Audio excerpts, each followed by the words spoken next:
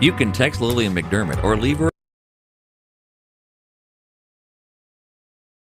Hello, my listening and viewing friend. It's so nice we can meet each other on the air on this beautiful best day ever. And for those of you who are tuning into the classroom for the first time, please know I've been waiting for you. This is a safe place where you can go to when you need a friend. It is my commitment to provide natural ways to heal, and it is my mission to make awareness, responsibility, and truth a part of our everyday life. And I hope you, my listening and viewing friend, will be empowered to embrace a new truth and live the life of your dreams. Now, as I've always said in the classroom, and I truly believe with my heart, that it is during our darkest hours that we are called to rise to that next level. And so it is true for today's class. Oh, I'm hearing music. Oh my goodness. But so today's class, we're going to be talking about how do you take that moment where you think this is the end of the world and you convert it into doing something that is not only to help yourself, but to help mankind, to help people learn from your trials how to create a new level of excellence. So this is not the first time Anne Fonfa has been in the classroom. She's been on in 2018, when I heard about her story and her wonderful workshop that she puts together, a conference. And so she's putting one together this year, 2023, February 23rd to 25th. And it is going to be amazing, amazing, amazing. I thought, Anne, you need to come into the classroom. We need to talk about it so that if you aren't unaware, it is time for you to take some notes, maybe make some plans to go get some tickets to visit this incredible event that we call the Annie Appleseed Project Conference 2023. And since it is our sole purpose in life to give and receive love and knowledge, I am grateful that Anne Fonfa is here to do just that. Welcome, Anne. Welcome back to the classroom. It's been years.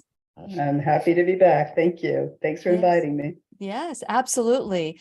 So share a little bit about your background and what led you to your greatest awareness and your passion today. 30 years ago, I was diagnosed with breast cancer. I was suffering at that time from extreme multiple chemical sensitivity. Some of your listeners may know what that is. I was allergically reacting by becoming headachy, dizzy, nauseated. I fell down a few times. I had to be in bed for a few days at a time after smelling cleaning products, personal fragrances, cologne, hair stuff, everything. And I was, there was no diagnosis. There was no doctor who was willing to say what I had. So that was my big concern was, I don't know what's going on. In the interim, in the middle of that, I got diagnosed with breast cancer. And many people know you don't actually feel anything necessarily when you have cancer, breast cancer. So I was shocked. I was a vegetarian, but I was unfortunately not a super healthy vegetarian because I had to travel for business. And also I definitely ate cake. It was tricky. And so during the diagnosis, or actually just prior, this is again 30 years ago, no internet. My uncle had been diagnosed with a brain tumor as a result of lung cancer. The lungs cleared up, which often happens, and it was in his brain. Now, I'm the family go-to for no reason whatsoever. I didn't know anything about cancer, but they called me, come in, your uncle doesn't want to talk to the doctor. So I was out in the hallway speaking to them. And the two doctors said to me, if your uncle doesn't have chemo and radiation, he's going to die in 3 months. And I was like, oh no. So I said, oh yeah, do it. So they do it. And he dies 3 weeks later. And I say, hey, doc, what happened? And the doctors actually said, well, we didn't promise anything. So, we, the people, we hear we're going to take care of you, going to cure you. And they're saying, we're going to treat you because that's what we do. So that's what they did. They treated him and he died. It was very, very sad. It was a painful lesson. I mean, he died and I got a lesson. So now 2 years later, I'm diagnosed and I'm thinking, first of all, I'm chemically sensitive. My immune system's shot there. It's just impossible. So, and I had my uncle in the background. So I have the diagnosis. I felt a lump. I actually was a callus. Didn't feel like a lump. And I went to get a mammogram because that's what you're told to do. I was not quite 45 years old. And they sent me to a surgeon. So here's how naive I was. I didn't know that I could pick my own doctor. I went to the surgeon who was a man, and my doctors were women, but I didn't realize that I could make a choice. So he tells me, we'll give you a lumpectomy. And I said, oh, that's great. I can save my breast. That's perfect. That's all I knew. You either lost your breast or you didn't. Nurse comes in and she says, we have an appointment for you. This was a Thursday. We have an appointment Monday. You can have surgery. Your insurance company approves it. Now, I thought your insurance company takes a second opinion in order to approve it. So here it was approved. And I was like, wow, yeah. But also I heard you must have the worst cancer in the world because we're going to give you surgery 4 days later. And almost everybody I knew, my parents' friends, my grandparents, complained how long it took to get surgery. So I walked out of there thinking, I'm on death's row here. And I went home. Friday, I went to work. Saturday, I lay in bed lying to my husband, don't worry, honey, it'll be fine, thinking this is my last Saturday on earth. I'm not even 45 yet. Okay. Sunday at 8 p.m., I get a phone call. And this woman says to me, you don't know me, but I am a 10-year survivor. And honestly, to this day, I get goosebumps because she basically saved my life. I thought it was all over. I thought I was going to die the next day. And, and I was uplifted to such a degree. I didn't recognize that it was what we now call mind-body medicine, but that's what it was. It was a lifesaver. And I went in there real cheerful. But, I don't know how many people have had weird experiences with medical, but I'm sure a lot of people. So not just me. I have a 10 a.m. surgery appointment, can't eat, can't drink. Now, that's another issue which I could discuss in the future. It's not correct. It's not correct. So it's now 10 a.m. I haven't eaten a drink since 8 p.m., let's say the night before. And I don't even get into surgery until 2 p.m. So talk about dehydrated. I mean, I am dehydrated. So I have lousy veins, shall we say. They can't get a vein. And the woman doing it says she's a student. Well, that was perfect. So 4 tries. The third try, the blood, she put it in so hard, the blood hit the ceiling of the surgical suite and we had to shift rooms because it was not sterile anymore. Oh, So the wow. 4th try was the charm and I had the surgery. And it was a general anesthesia because that's what they do. And I had a lumpectomy. When I woke up, a nurse or some woman said to me, you had a lumpectomy and now you're fine. And I used that like a mantra for years. And I'd say to myself, you're fine now you're fine. And that was great, really helpful. But the doc comes in and he says, they were all negative. And I said, I have no, you're starting in the middle of a conversation. I know what you're saying. And he said, no, we took 18 lymph nodes and they're all negative. So back in 1993, when he had said to me, do you have any questions? How could you have any questions? Because I didn't know anything. And I thought, of course, he's going to tell me everything. Of course, why wouldn't he? So he forgets to tell me that they take lymph nodes, which I would have had a discussion about for a lot of reasons. But I, of course, did not want my lymph nodes taken because I had an injury in that arm. So I got lymphedema, which is an adverse effect, a harm of breast surgery in those days. And that was horrible. And there's nothing you can do. It's done. 18 lymph nodes gone, all negative. So, I mean, I could have told them that. Had early stage disease at the time. So that was bad. It was one mistake after another in my mind.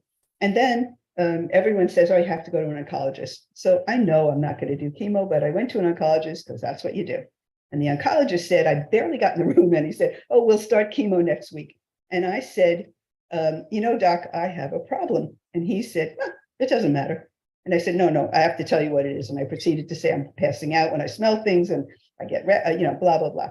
And he said, same way, oh, it doesn't matter. So I'm like, well, it matters to me while I say I'm going to leave in any second now, so I leave and I never go back because how can I? He didn't see me. And one of my immediate rules was, this is about me. I'm not the cancer patient in room 7. I'm a person and I have my own special requirements that obviously weren't going to be met. So now good news was there was a support group and I went to a support group and it was amazing. It was a whole bunch of women. So I found out you could get breast cancer when you're pregnant. That was a shock. And I found out your father could have breast cancer and you could get it. But the woman whose father had it was told it doesn't matter. And I said, I had 10th grade biology, your mother, your father, that's you. So I didn't get that. But she was a psychotherapist of some kind working in a hospital. She didn't want to tell anybody because she thought she'd be dinged, which is really a sad commentary. But she knew some stuff. So she told us that she had told her surgeon that he should not cut the brachial nerve in the arm. So I didn't even know what that was, of course. So I go back to my surgeon on a visit and I say, why did you cut the nerve? And he says, well, it might have developed scar tissue and then we'd have to cut it. So I'm like, wait, you cut it because you might have had to cut it if something happened? And he says, yes, of course, thoughtless, because there was no thought back in the day for a person. You were our surgical group, you were the person we're going to do surgery on, but you're not a real person. You're that body lying there. So everything was wrong in my mind. And I became a critical advocate immediately. Now I'm in the support group and everyone's sick, and they're getting sicker because they're taking chemo, they're having radiation, they're a mess and they're losing their tone. There's whatever their skin tone was, they became gray, and they were losing weight or gaining weight. It was a mess. And everyone's saying to me, well, what are you going to do? I said, I don't know. I'm sure there's an alternative. And I said, oh, wait, I've heard of that. Alternative medicine. I'm going to do that as soon as I find out what it is. My close friend became an acupuncturist, but I didn't think of it as alternative because that was for Annie, Anyway, I finally recognized that that was part of that alternative. And I was getting acupuncture. And in fact, she had treated me as her first customer because I was really proud of her. 3 months of needling, my menstrual cramps disappeared and they never came back. So I was a fan. Plus, I loved needles. I loved acupuncture. And in fact, I had it this morning. So this was a big thing for me to try to figure out what to do. But over in the group, I was educating people while educating myself because they would ask me, well, can I drink your juice? Could I just try what you're doing? Can I walk with you in the afternoon? What are your supplements? And I was the laboratory for myself because I didn't know anything. So you were doing this through all the research you were doing, you were bringing it to the group and you were sharing it with the people. Now, who were your go-to? Was it your friend who was an acupuncturist? Were they the person sharing the information, or were you searching with somebody else? Did you look for alternative? How did you find your at the time, 30 years ago, there was no computer. Right. So the good news is I lived in Manhattan, New York City, and we had access to a lot of kinds of things. I met Ralph Moss, very famous guy in the world of. Who was that? Ralph Moss. Ralph Moss. Ralph Okay. Moss. He's written a lot of books and he had already written Questioning Chemotherapy and a couple of others. Got it. And he came, I formed a study group. We called it Whole Health Study Group. A friend and I did it, but she immediately went to grad school. It was just me. So people were coming into this support group, this new support education group, and we got a lot of people. There was a lot of interest at the time because everything was called alternative medicine. There was no complementary, there was no lifestyle, wasn't mentioned. It was all alternative. I mean, my original oncologist, when we had a chat, and I said, I'm doing yoga, and he said to me, literally, yoga? Are you trying to kill yourself? So, I mean, so everything that I was doing was alternative, even to the eating. And I became a vegan pretty quickly and healthier and stopped, only started eating organic, biodynamic, and not messing around at all with sugar and dessert. I knew right away that that was the way I wanted to go. So people like Ralph Moss or I forget his first name, but there was a guy up in Syracuse, Dr. Gold, and he was using a product called hydrazine sulfate. And there's some information on our website about it. Mm-hmm. And it was very, very interesting to have people like that. And, I had a friend who worked for the company that had the shark oil, and just, people were coming and talking to the group about what else could be done. Amazing. Then I discovered Mexican clinics, and we had videos. In those days, they didn't have 800 numbers or anything, but we had a video, and they sent the video, and we showed it in the group, and, it sounded really interesting. We'll give you organic food. You can have coffee enemas. So now everything is, it's looking really good. And I'm feeling good. And it's now 15 to 18 months later, and I develop more tumors in the breast, in the exact spot where the first one was. It's quite common. People don't realize, even though the surgeon assured me we got it all, it's impossible because even now our testing levels are not good enough to say anything like that. It's a thing they say. It's like when they say, well, if you were my wife, I'd recommend this treatment. What? It's crap. They're taught that. So it's manipulation. It's a form of manipulation. It's a form of fear setting. It's a form. So you're basically you're hearing for the first time. Now you have tumors again, and you've changed your lifestyle. You've gone organic, you've gone vegan. How much of that stress, because you said that you were the go-to person in your family, and now you've become the go-to person in this group that you attended for self-care and to learn for yourself. So how were you under a lot of stress? What at this point, when you're hearing that you have cancer again or tumors again, what was your thought process? So, I had talked myself into not being afraid, and I'm a very calm person who likes things to focus on that joy, So my idea was, I'm still alive, plenty of time to be dead. People used to call me, still do. I'm dying of cancer. I go, whoop, whoop. So much time to be dead. Let's be alive while we're here. Good And for so you. I just took that, that focus. I had another lumpectomy. I had a different surgeon. I found a woman, very nice. They said to me, oh, you need a salvage mastectomy. And I said, what does that mean? Oh, after you recur, we take your breast off. Oh, let's wait. The joke was on me, though, because I had multifocal disease, lobular, not ductal, which is the usual. And I should have had a mastectomy to begin with because it had a whole bunch of tumors in the breast that later developed. Of course, I didn't know that. And the doctor didn't share it with me because he was Mr. Lumpectomy, or Dr. Lumpectomy, whatever, another era. But you don't know till you know. So then I had the second lumpectomy. I had one more.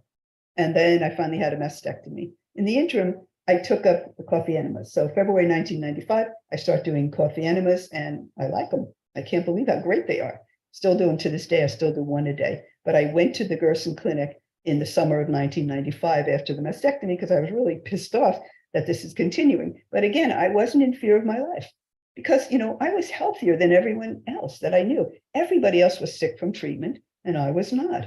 And that was a great advantage for me. I wasn't brain fogged. I wasn't exhausted. None of those things. I was able to walk every day. I was able to do yoga. I was fine.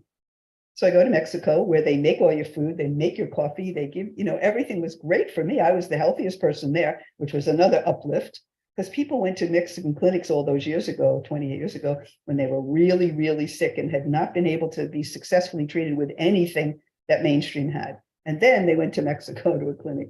Very hard. But even then, people recovered, some people, and that's another thing I'd say to people, like if there's a 10% recovery, put yourself in that. Don't put yourself in the other category. Why would you? So I was in the recovered category, period. And I went with that. And it was an inspiration to the people at the clinic, which was another boost for me. Let's face it, it's very cool to be the coolest kid on the block. It's like, how did you do it? How did you do it? But I did it. I had a trust.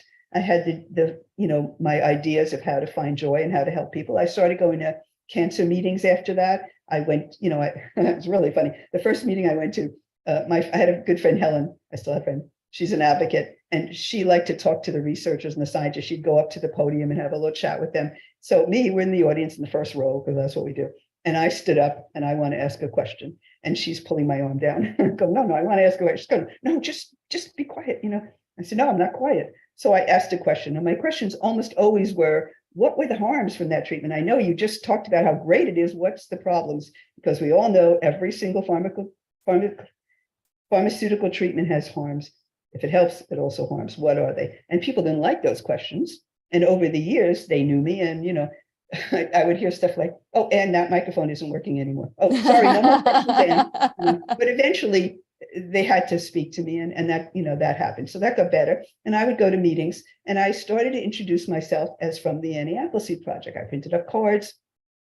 We had no other people involved, but I had the website and I could post myself in those days because it was very simple to have a website, not like now.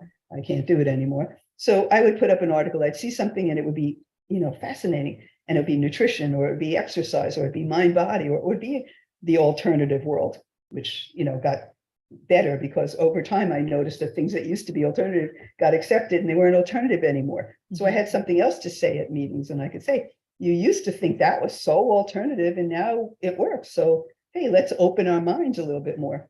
But there was such a disconnect and I still see that even now, even 30 years later, there's a disconnect between the mainstream. There's always a thing that says, ask your doctor. Don't, before you try anything new or supplement or whatever, ask your doctor. So you ask your doctor. If the doctor says no, don't do it. I say to people, that's shorthand for no, I don't know a single thing about it. Therefore, I'm saying no. And I say to people, what's your evidence for saying no? Ask your doctor. They're so evidence-based. Let's hear what the evidence is for saying no, which of course does not exist. And then I would say, look, we don't have, there's all levels of clinical trials. So level 1, oh, and the least important thing is your own commentary, which is completely ridiculous. I tell you a true story about my life and people on the internet will say, oh, why are you saying those things? Because they happened to me. It was my life. It's the true story. They call it anecdotal, and right. Anecdotal is probably more, has more evidence than any study that is paid for by the companies that want the results to be skewed. So this is your story, and this story was the start of your this has been your passion for as long as I've known you, but even before that, you've been going through this journey for over 30 years. Right. And now you have created such a organized, let's talk about Annie Appleseed Project, since you represent, and you've represented it without even knowing you. It's like you get, sometimes, I don't know if you remember this as a child, playing in the ocean and a wave comes and brings you all the way to the shore, right? And sometimes we're like, it's so much fun because you're just being tossed around and you're having so much fun as you are enjoying this kind of whirlwind. You could get hurt. It could be devastating getting wrapped up in this. But when you look at it as, oh my goodness, this is so much fun. I am learning something. I am doing something. I'm going to get to the shore. And I am going to look back and say, wow, look how far I went from there to here. And I just rode that wave. And you've been riding this wave for such a long time. Have things changed a lot? Because, 30 years ago, we didn't have computers. Well, you had to actually go to a library. Yeah, we had computers. Maybe it was at the beginning of the journey, but you could go to the library. You had books. Have things changed a lot since then? And when it comes to presenting these new truths that you've embraced or learned about and researched, have they changed a lot since your first journey?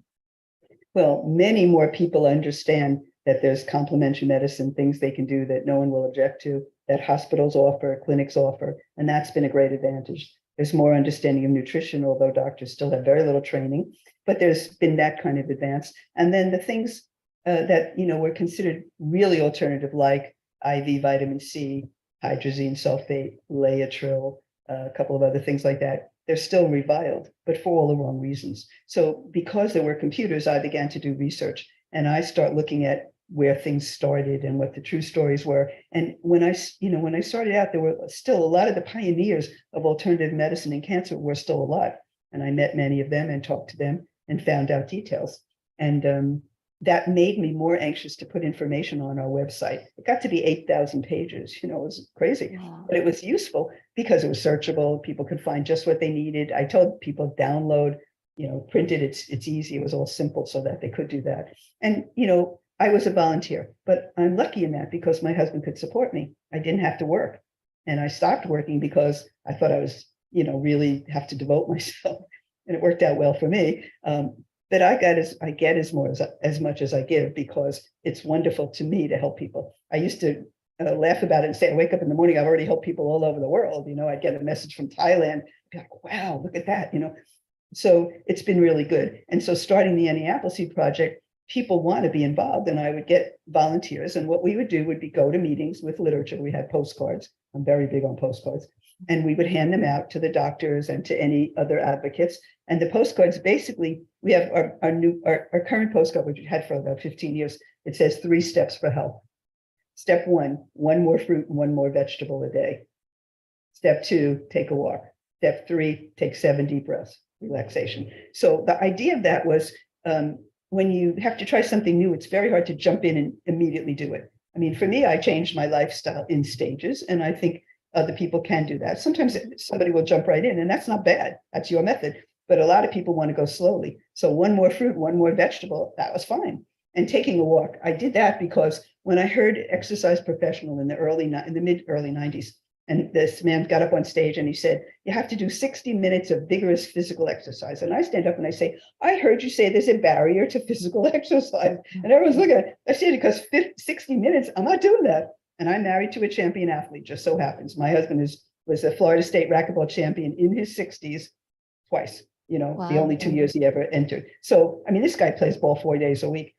I'm not doing 60 minutes a day. It's not going to happen. Now it's 30 minutes a day, right? So I said the same thing. I'm sorry, that's too much. So I say to people, take a walk. Don't, we say, take a walk. You don't have to say how far, how fast, how long, anything like that. Because once you start your exercise program, it takes you on. It's like the ocean. You start moving, it feels good, you do some more.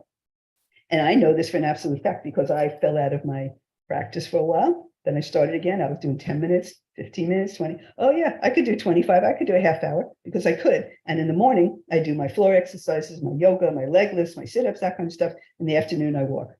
Why not? But I don't tell people start at the top because that's too scary. And it makes people not do it. Yeah. It's wrong. So, but that's the medical set or the professional set as opposed to the advocate and the layperson. Well, as a layperson, I understand it's hard to start at 100. You got to start at 0, work your way up. Anyway, that postcard was delivered hundreds of meetings because people all over the country, we'd mail it to them, and put it in the mail. They bring it to their local cancer clinic, yoga studio, massage studio, health food store, and people started to find it. And it was really good. And a lot of people found us. In the early days, as you know, there weren't a lot of websites talking about this stuff. So we were top of the heap. But over time, companies came in, they spend a lot of money, they get to be higher than us. But when people find us, they know it's the real thing because we are the patient advocates. We come from the patient perspective. And always, in our conference as well. Lots of doctors come to our conference these days and lots of health professionals, but it's oriented to the patient perspective so that if you're not a doctor, you can still understand the research. And, we say to the speakers, come in with a disclosure slide, just like they do in the regular meetings, but don't flash it for 2 seconds. We want to read it. We want to know what you're disclosing. I don't know if you've ever been to a medical conference. They put up the slide, boom. It's done. I'm a fast reader and I can't read it. I maybe got the first line or the first line is here are my disclosures. Everybody can read that and then it's over, So I've protested that at a million meetings too. And then everybody's favorite, which is patient failed the treatment. And, we go crazy over that. Nobody failed anything. They never did. They never will. Your treatment didn't work for them, period. There's a million of that. I mean, I went to an FDA meeting years ago, the Food and Drug Administration that approves drugs. And I hear the company saying it was well tolerated, and I said, really, did you try it? Was it easy to take? No, it wasn't easy to take. I mean, I know because I hear from the people who take it, it's not fun. Second thing they say is there were no unexpected toxicities. Okay, so I said, and I still say, if it was unexpected, how did you know where to look? Yes. Oh, you don't know where to look. I mean, it's obvious, but this is the language they've used for a long, for these 30 years. And I object to it as a patient advocate because I have my variety of jobs. One is to try to whip them into shape, and the other is to share information with people, which I like to do. So the conferences grew up because I met a philanthropist, really great guy, Dennis. And he said to me, you should be having a meeting and you should invite the doctor my son was treated, with, and be great. And I'll get the money for you. It's okay, we'll try, but I'm really kind of busy, but I'll try. So terrible thing, he dies a few months later of a heart attack. Now I'm already got the conference, I got the hotel, you have to pay a fee, I was petrified. What are we going to do? This is when my insomnia started, by the way. I was a great sleeper. I started being awake one night a week, like, I don't know what to do. But we had mutual friends who knew this man and his family, and they had the foundation. So they actually took over and gave us the seed money. Wonderful. It was amazing. So the meeting went well. That was what year was that? What was your first Annie Appleseed first conference? 2008. 2008. Yeah. So our primary thing was we're going to show people what it's like to have a healthy 2-day weekend. Now it's 2.5 days. So we're going to serve organic food. We're going to have speakers from a variety of professions. They're going to come at it from all different ways. Everyone's going to be participating. The speakers are part of the meeting. They're going to be eating with you. There's no green room. They're not off on their own. It's a mingling, and ask any questions that you want because we want you to learn. That's what you're here for. And then we had some exhibitors, companies that I approved, usually were companies I was buying stuff from because that's how I met them. But after a while, it got bigger than that, and then we were 2 years at that hotel and we outgrew it. We only had, we started with like 100 people, then it became 150. The hotel couldn't hold it. So we moved to a different hotel where we are now since 2010. And they're great. They're very, very helpful, very accommodating. And the chef is having a ball making organic food using our recipes. He's just having a great time. And, nowadays chefs are like movie stars. They really want a challenge, and it worked out very well. So now we have to limit it to 250 people all told, with the exhibitors, with the speakers, because fire department regulations. In West Palm Beach, there aren't gigantic hotels like you can find in Midtown Manhattan. We're not traveling with the conference because, like I said, we're all volunteers. We don't fundraise. We don't do big parties. We're not like that. We're about doing the service. So for us to go somewhere else, that would involve us spending a lot of money. And this way, I bring my projectors, I bring the computers, I bring the, everything. And then we started soliciting companies to say, could you donate products for our giveaway bag? Would you donate for the prize table? So we do sell prize tickets and people are very interested. We have hundreds of things because now we've been collecting for 2-3 years. Got a lot of books, a lot of DVDs, CDs, supplements, and art, just interesting stuff. And we pick a number every few minutes at the conference. It's fun, it's fun. We got to have some fun. And, well, it's fun, but it's a lot of work on your part. You make sure that everybody experiences what it could be like by eating organic food, vegetarian, vegan lifestyle. You have people learning and growing together, like-mindedness. I'm really excited about your conference, and the conference is February 23rd through 25th. And it's at the Embassy Suite in Delray Beach. Is that where? West Palm. Directly across from the airport, free shuttle from the airport, PBI, the Airport Palm Beach International. And yeah, it starts at 2 p.m. on Thursday. We have an opening reception. Almost all the food's donated. It's amazing food. Wow. And really, really, really fun. And yeah, we have exhibitors. We have really interesting exhibitors, things that you wouldn't ordinarily find out about or easily find out about, and they're very interactive. I mean, that's the thing, we're focused on everyone asking questions, sharing experiences, and people tell me all the time, I met just the person I needed to. I can't believe, I have a rare cancer, but there was somebody with, and that's very useful. So, and the other thing is, people started saying to me, I was going to the bathroom so much. And I said, yes, because you're having real food for 2.5 days. You're having a detox, you're experiencing the real thing. So we're bringing that experience, as you just said, and it makes a difference for people because lots of people are anxious, especially in the old days, but how can I eat organic? What is it? Because it's food without pesticides. That's what it is. It has no pesticides. That's going to be a good thing because where do pesticides accumulate? Our fat cells, our breasts, or whatever. And in men, in the prostate, in my opinion, all the hormonal cancers are environmentally, they're the ones that are growing at a huge rate. Although nowadays, as people know, colorectal cancer, colon cancer, really on the rise and in younger people. And in my mind, it's because of our crappy, lousy American junk food diet. And to your listeners, anyone who actually indulges in junk food, it's called junk because it actually is. Your body is not enjoying it in the correct ways. Yeah, we like the fatty, we like sugar, we like salty, but it's not good for our body. It's not good for our cells. Your taste buds may like it, but nothing else in the body does. So these are things, we try to teach people this every day. I actually post recipes on the Facebook Annie Appleseed Project page because it helps people make, better decisions. I'm not a cook.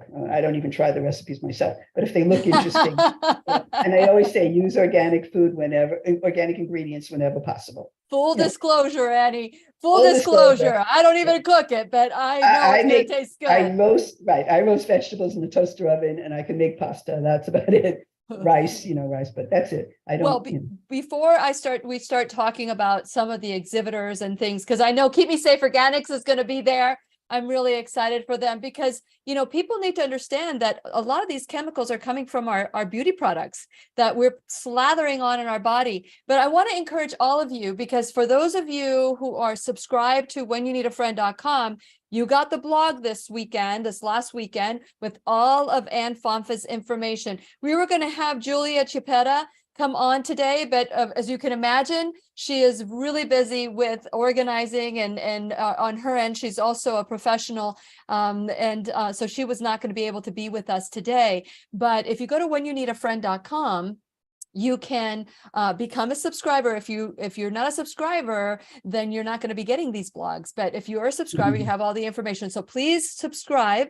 And while you're there, like and follow me on all social media. It's all there at whenyouneedafriend.com. Just click on the button, subscribe, and share this information with your friends. Let people know, especially if you know West Palm Beach. There's a lot of people in West Palm Beach we're driving over there to attend the event. I know that a friend of mine is going from New York. She's going to be attending. She was the one that reminded me of this wonderful event, and I wanted to just get Anne back on because it's been a while since we have reconnected. But I want all of you to go to my website, whenyouneedafriend.com. Just click on Anne's information for the Annie Appleseed Project, and it's the conference. And so just click on that and it'll take you there. Please consider attending. Are you guys sold out yet? We're close, but we have a few more slots for people, maybe 12. And yeah, Okay. come on down. So let's make that happen. And so share this video, because I bet you that every single one of you knows somebody, or at least one person, that has been diagnosed or has had cancer or is dealing with some form of other illness. Because, although this is great for people and there's lots of wonderful doctors. As a matter of fact, Dr. Linda Isaac is going to be in our classroom next week. You're going to be learning about Dr. Gonzalez protocols. She was a partner of his, a business partner, and they work together at these protocols to help people survive stage 4 pancreatic cancer, things that you were told that was not possible conventionally. And I know that, some people are going to get upset about this, because I was upset too when I first learned about the fact that we are not chemotherapy deficient. We are not radiation deficient. We have deficiencies in our body, and we need to figure out what that is. That's why I absolutely am passionate about bringing teachers in the classroom that will empower us. So keep on, if you're whenyouneedafriend.com, go to the Shop Now bag, check out, and below this video, if you're watching it now or you're watching it in the future, the link to Annie Appleseed Project is there. I hope you get in there before they sell out. And so with that in mind, also go to my Shop Now bag. You will find all Lilly approved products that are going to help your body thrive, and also support my sponsors the way that they're supporting the classroom. And you can become like volunteers. This is all a volunteer project with the Lillian McDermott radio show classroom. We need your support, so you can become an enrolled student in the classroom, and you can donate $1 or $1,000 a month, or a one-time donation, anywhere in between. Please consider donating your time, your talent, your treasure. Today, we're talking to Anne Fonfa, who is a thriver. She's not just a survivor, she is a thriver, and she's bringing others to thriving as well by creating these events that will help you change your life. I think, like I've said many times, we don't start a hike at the top of the mountain. We start at the bottom, and we inch our way to the top. And you're at the top when you look down, you go, oh my gosh, look how far I've come. So I want to encourage all of you to consider attending February 23rd through 25th. This wonderful event. Robert and I are considering, we're going to be there. We're going to be there. And we're excited that Keep Me Safe Organics is going to be represented there as well. This is a place where you're going to learn and grow.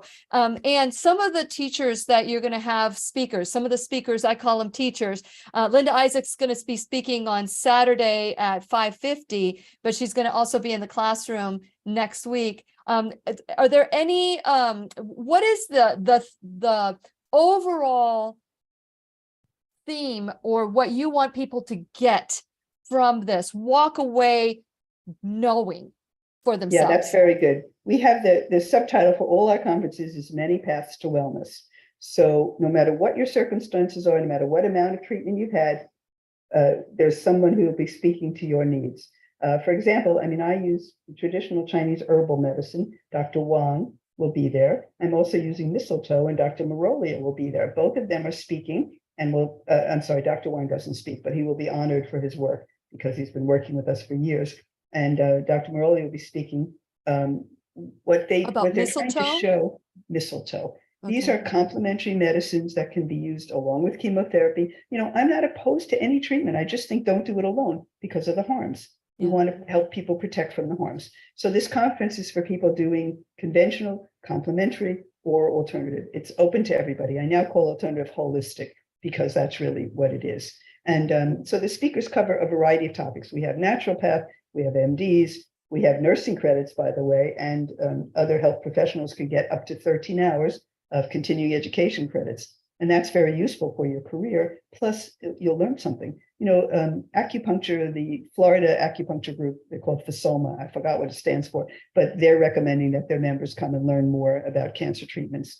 And, we have ways for people to find anything they need. And again, the speakers are accessible. They're not hiding out behind the stage the way they do in many conferences. This is a meeting for patients, so it's open to everybody.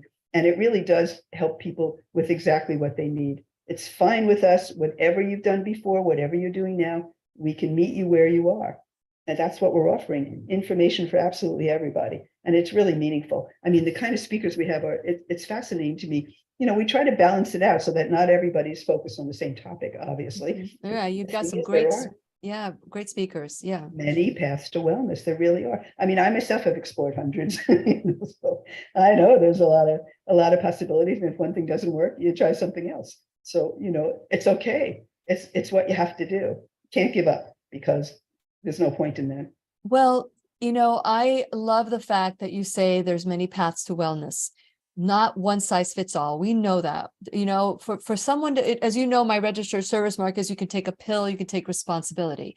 It's not that I'm against the pill, it's that I'm for doing everything you possibly can to give your body what it needs to thrive, which is what you're focusing on. And you're saying, listen, if you've tried chemo, if you've tried, traditional or conventional, or complementary or alternative, whatever you want to call it, there's got to be something in the middle. But let's talk about the fact that you are adamant about everybody in that place eating organic, vegan, vegetarian. So that is all included in the ticket and their Correct. Price. Share a little bit about that. Yeah, every meal except Friday night dinner, and the hotel will serve some organic options, and also they have a free shuttle to downtown. But here's the thing. We have movie night on Friday night. We have organic popcorn. We're going to see movies about the value of medical cannabis. John Malanka from United Patients Group is going to present and show us some very uplifting films of people who, successfully use medical cannabis to get healthy again. I mean, that's our purpose. We want to feel good. Better than pain medication, right? Much better than pain medication. I agree. And we have a CBD dealer who'll be available to talk to. And then we have Kelly Turner, who established Radical Remission, which is just a fabulous program. My husband and I were in their film, and we loved doing it because it was super interesting. And her group is training people to understand that there are ways to be well no matter what. And that's the purpose of our conference. You're going to find a way to feel better, to be more, to be happier, to feel, more self-worth, let's say. And everything will be, I know. I mean, this is our 15th conference. I know for a fact that people benefit because they tell me every single year, during and after, and people really, it's a value. And there's really hardly any place else, that you can go. And our speakers aren't paid, by the way. None of us, we're all volunteers. The speakers don't need to be paid because they want to share. And of course, they'll have a value too, because people will contact them. Sure. But it's all, it's all what we need. Whatever you need will be at our conference. I mean that. It's extraordinary. And again, free shuttle from the airport or I-95 Belvedere Road. It's less than half a mile off the highway. Very convenient. And we have room for some more. So if people want to join us, they're welcome. We're excited about it. Yeah, West Palm Beach is so beautiful. We just went down there this weekend. It's a easy drive if you live anywhere in Florida. And this is what I want for all of you, is to share this with all of your friends, because every one of your friends knows somebody or is in the process of trying to figure out, because this isn't just for cancer, this is for people that have illnesses as well, because the same cure or the same process for cancer could be the same process for reversing diabetes or heart disease, or it starts with the changing of the spirit, the mind, and the body. And so I love the fact that, although it started with a purpose of cancer and reversing and all of that, but really, I was interviewing Dr. Michael Greger one time, and his books are How Not to Die. And you look at chapter 1, how not to die from this, how not to die from that, and it was pretty much the same. And I said, it's like, did you copy and paste? Did you copy and paste?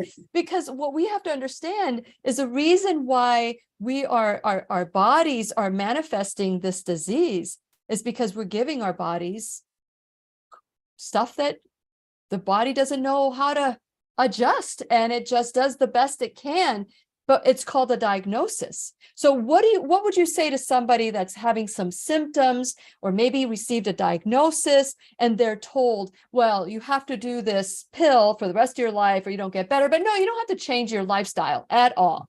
What do you say to them? Yeah, so that's interesting, because what I say, people often say, well, what's the good treatment that I can have for this type of cancer? And I say, you know what? It's about your body, your mind, your spirit, your physical reality. For everybody, the natural world is about boosting yourself, enhancing yourself. So those are the things that I try to explain to people. What you need to do is work on yourself, just like you just said. You need to start eating healthier food. You need to start taking a walk, being physically active, and you need to find a way to relax. Everybody's got stress, but take joy. I mean, to me, you hear a baby laugh. What could be sweeter than that? You see a beautiful flower. I live on a lake now. I left Manhattan. I know nature. My husband and I always say, look, there's that bird. Look at that bird. Look at those birds.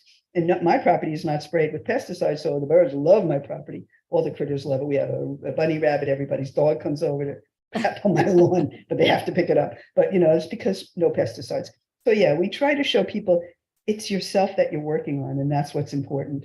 And that's why it works for everybody, because everybody gets the benefit of being healthier. There's no question that junk food, as I mentioned, it's garbage. It's not recognized by our human bodies. We have too much salt, too much sugar, and too many bad fats. And that's been clear. Now, there's a preponderance of smaller studies that describe these things, but mainstream doesn't recognize it because they established that bar we were talking about, and that bar excludes anybody who's sicker than the healthiest person with the disease.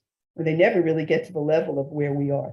We're patient-friendly, we're patient-oriented, we're telling the absolute truths of the reality of our lives and the ways to better them. And there's a lot of ways, many paths to wellness. You're amazing. You're amazing, Anne Fonfa. Thank I remember you. the first time I heard about you, I was at another conference called Best Answers for Cancer, and they were talking about you. And I'm like, I've got to meet this woman. And it's so amazing that God puts us all together for a reason and a purpose. And together collectively, we provide the answers. I just did a workshop. I was telling you about it off the air. It's called I Am the Solution. I am the solution. Many people are looking for answers, but we're giving away. We're expecting others to make it work. But I am the solution, and the I am is the God in us, and the solution is us doing whatever is required to create that solution. So the I Am the Solution conference, we're also doing a workshop. We just want people to understand that we need to stop giving away our power. And I love what you've been doing for the last 15 years, for the last 30 years, that you've been educated. Where are you with what do you advise for someone who has chemical sensitivities, multiple chemical sensitivities, which is what started everything for you, without even knowing that was a trigger for your next step in your next life? So, I use biodegradable products in my house. I use the simplest products I can. Wet newspaper cleans the window. You never need anything else. I have no plastic in my house, or the least amount of plastic. Yeah. And I just try to keep it that way, to have everything be as natural as possible. And, when I have to have something glued, I want a glue that doesn't have the poisons. I want something that's simple. And also it has to be done outside. I mean, I'm very sensitive. So nobody comes to my house with fragrance. You have to wear a mask when you come in, because I'm sensitive to everything. And, it doesn't matter where you stand on vaccines, but I'm immune compromised for a variety of reasons. So I ask people in my house to wear a mask. At the conference, I'm going to wear a mask. I don't care what everyone else does, but there will be masks available if people want to mask up, because, a lot of us are immune compromised, which is a tricky situation. You don't know how it's going to work out. I like to think, because I've been enhancing my immune system all these years, I'll be fine, but there's no guarantee. And my husband is a worrier. Oh, by the way, my husband's the registrar. So when you come in, say hello, Steve. I will. We call him Mr. Appleseed. He's been the registrar from day one. And you know what? It's amazing. We couldn't do what we do if it weren't for our husbands. Aren't they wonderful? We just have to acknowledge them too. I agree. I've been very lucky. Yes. So the event is February 23rd through February 25th. It's right Yes. around the corner. Get your tickets today. Be one of the 12 people. There's going to be a lot of people there. There's 250 people max. So the space is limited. So take advantage of it. I was looking at the lineup of teachers and I was excited to see that Kelly Turner, hopefully maybe we can get her on the show, that Kelly Turner is going to be there. There's going to be Dr. Block, who's wonderful, Dr. Isaac. You're going to have yoga, you're going to have Qigong, and organic food, all of that. How much is the price of the ticket to the event? It's $299. That includes absolutely everything. And it's got, again, yeah, you mentioned Qigong. We have Dr. George Love, who's local to South Florida and is an amazing teacher of Qigong. I'm probably the only person in the room who can't catch it. Everybody else is up and at it. I'm busy taking pictures because I don't know. He's actually on Instagram and I'm able to follow him on Instagram. So I can do it as part of my routine when I do my workout. I'm actually looking at it. But everybody gets up, everybody's doing it, and they're very enthusiastic. Plus, he knows so much and he talks about what it does to your body and what the value is. And it's astounding. Maybe we can get him back in the future as well. Get him on the classroom in the future, because I don't know if we'll be able to get him before that. But there's so much information that all of us are going to learn at this event. And you are amazing. I'm so grateful. How are you with your health today, if you don't mind me asking? Yeah, no, it's an interesting question, because 4 years ago, on the exact date of the breast cancer diagnosis, I was diagnosed with follicular lymphoma, which is a disease, as people may know from their feed, a disease of chemical exposure. So in retrospect, maybe I could have thought I might get it, but I never thought. However, as always, I'm dealing with it in the best way. I'm doing my Chinese herbs. I take them twice a day and they're brewed just for me. That's the thing about China. People say to me, what's your prescription? It doesn't matter, because it's my prescription. It's not yours. You're going to have a different prescription. It's personalized for the disease, for me, for my body, for my needs, where I am now. So I was taking monoclonal antibody as a conventional treatment through an IV, and I'm using my herbs. So I didn't need the steroids. I didn't want the Benadryl. I didn't need the Tylenol. They pile it on, but you don't need it if you have protection. I've had no harms at all. I've had only help. And this year, I don't even know what moved me over the hill, but the tumors are disappearing and I'm good with that. Awesome. People I'm not say gonna live forever, but that's right. Well, you know what? People say that too. They say, oh, you got to die from something. And I always say, but how do you want to live? It's about the life. And I love where you put yourself. If you have a 10% diagnosis of survival, stick yourself in that 10%.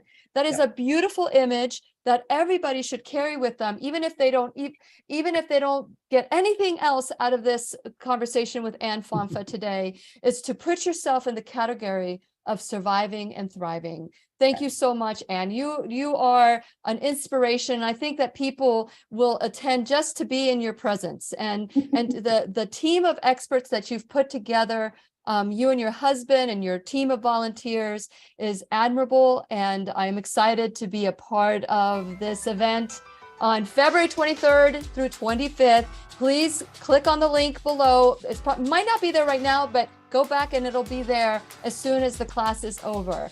Anne Fonfa, thank you. It's been an honor to speak with you today. Go to AnnieAppleseedProject.org, or you can click the link below. And please remember, we'll be right here waiting for you worldwide at WhenYouNeedAFriend.com. This is Lillian McDermott and Anne Fonfa, wishing you love, peace, joy, and unexpected abundance. Make it the best day ever. Good job, Anne. Good job. Hold on a second.